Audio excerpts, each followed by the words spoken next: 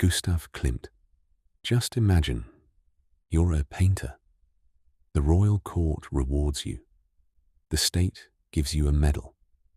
Academies praise you and place you on a pedestal. You have a perfect career ahead of you. But one day, because of a few paintings you've created, those same people turn their backs on you. Your works are accused of being immoral. Newspapers attack you. Politicians target you. And in response, you send them a painting that essentially says, "I laugh at your judgment." Today, we're going to look at the story of one of the most controversial figures in art history, Gustav Klimt, the man behind the gold-covered paintings, his fascination with women, his battle with authority, and even Hitler's obsession with his works long after his death. This story has everything. The year is 1862. The place is Vienna. Europe is going through a massive transformation. Monarchies are still powerful, but the effects of the French Revolution can be felt everywhere. The old order is beginning to crack. People are demanding freedom. Art is changing. And it is in this atmosphere that Gustav Klimt is born. His father is no ordinary man.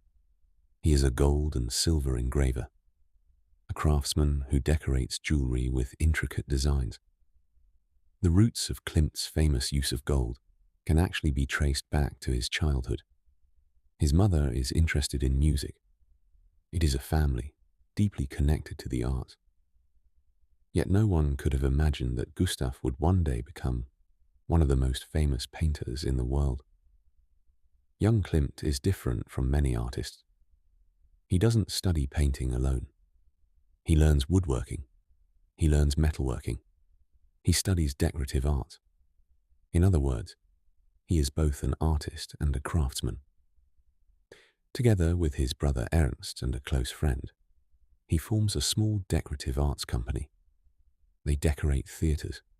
They work on spa interiors. They design and embellish public buildings. Eventually, their work catches the attention of the imperial court. The commissions become bigger. The projects become more prestigious. And finally, Gustav Klimt is officially honoured by the state. He becomes the favourite of the establishment, the artist admired by the academies, the painter supported by the monarchy. Everything seems to be going perfectly, but not for long. The first major turning point in Klimt's life comes through personal tragedy. In the same year, he loses both his father and his brother, Ernst. The loss devastates him. Suddenly, the responsibility for much of his family falls on his shoulders. He takes care of his brother's pregnant widow. Financial pressures increase, but during this difficult period, he makes a crucial decision. For years, he had painted what others wanted him to paint. Now, he decides to paint what he wants, and this is where the real Gustav Klimt begins to emerge. In 1897, Klimt and a group of like-minded artists make a bold move. They break away from the Austrian art establishment. They form a new movement. Its name, the Vienna Secession. Their goal is simple: to challenge old rules, to liberate art, to prove that art does not belong solely to royal courts and academies. This movement would later become one of the most influential artistic developments in Europe. It would play a major role in the rise of what we now know as Art Nouveau. Curved lines, organic forms, decorative patterns, gold accents, and works that openly challenged traditional artistic values. These became defining elements of Klimt's world. Then comes the commission that changes everything. 3 monumental paintings for the University of Vienna. Philosophy, medicine, jurisprudence. No one expects controversy. But when the paintings are unveiled, chaos erupts. Why? Because Klimt portrayed the human body in a way people had never seen before. There were nude figures, symbolism, dark and unsettling themes. University officials were horrified. Newspapers launched attacks. Politicians became involved. Klimt's works were condemned as immoral. The artist, who had once been celebrated by the state, now found himself under attack. For Klimt, this was not merely an artistic disagreement. It was a question of freedom. And in response, he made a radical decision. He would never work for the state again. He would never accept another official commission. What's fascinating is this. While the establishment rejected him, another part of society embraced him. Vienna's wealthy families, art collectors, the rising bourgeoisie. They wanted Klimt's work, and it was during this period that his most famous paintings were created, especially his portraits of women, and of course, The Kiss, one of the most recognizable paintings in the world. But why is it so powerful? Because Klimt merged painting with jewelry. He used gold. He created a mosaic-like effect. He transformed his figures into something resembling sacred icons. This period would become known as his golden phase. One of the biggest controversies surrounding Klimt's life involves his relationship with women. His studio was constantly filled with models. Female figures became the center of his artistic universe. Some saw him as a painter who deeply admired women. Others believed he idealized them. But one thing is certain. Klimt placed women at the heart of his art. The women in his paintings are not merely portraits. They represent power, passion, freedom, and sometimes danger. That is why his work continues to spark debate even today. Klimt's story does not end with his death. The real tragedy comes years later. As the Nazis began occupying Europe, works of art became targets as well. Modern art was labeled degenerate. Countless artworks were confiscated. Many were destroyed. Klimt's paintings were among them. Some disappeared. Some were looted. Others vanished amid the chaos of war. Even today, there are Klimt works that remain missing. That is why every new discovery related to his art generates enormous excitement among historians and collectors alike. The story of Gustav Klimt is not merely the story of a painter. It is the story of art versus authority, freedom versus censorship, tradition versus innovation. He was once the favorite of the establishment. Then he became a scandalous artist. Today, he is recognized as one of the most valuable and celebrated painters in history. Perhaps the most important lesson from Klimt's story is this. The art that disturbs people today may become tomorrow's masterpiece. And sometimes, an artist's greatest achievement is not pleasing everyone, but forcing people to think. So what do you think? Was Gustav Klimt truly a genius? Or was he simply a bold provocateur pushing the boundaries of his time?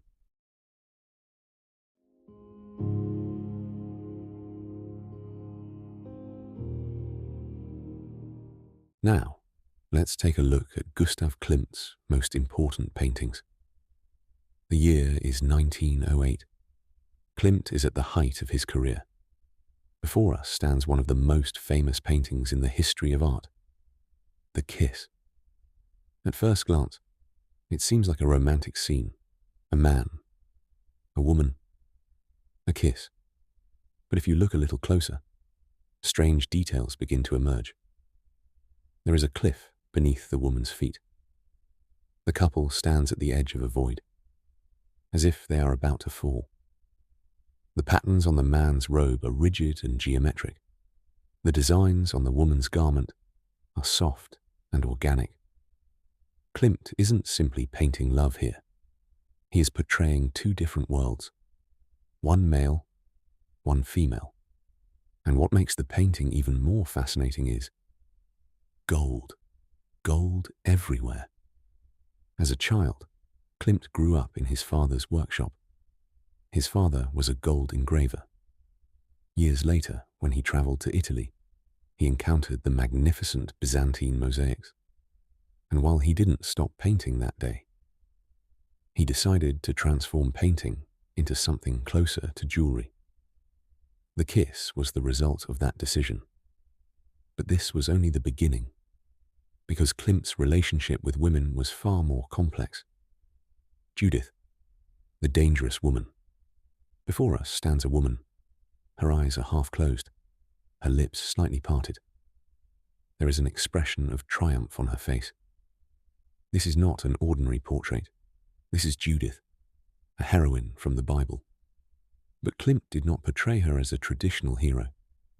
He painted her as a seductive and powerful woman, and people were shocked, because until then, women in art were usually portrayed as either angels or mothers. Klimt began depicting women as powerful individuals, women who desire, who decide, who take control. For this reason, some critics accused him of glorifying women. Others claimed he was actually afraid of them. Perhaps both were true. Adele Bloch-Bauer. Imagine a painting, lost for years, seized by the Nazis, the subject of multi-million-dollar legal battles. And today, one of the most expensive paintings in the world. This is Adele Bloch-Bauer, a masterpiece from Klimt's golden period.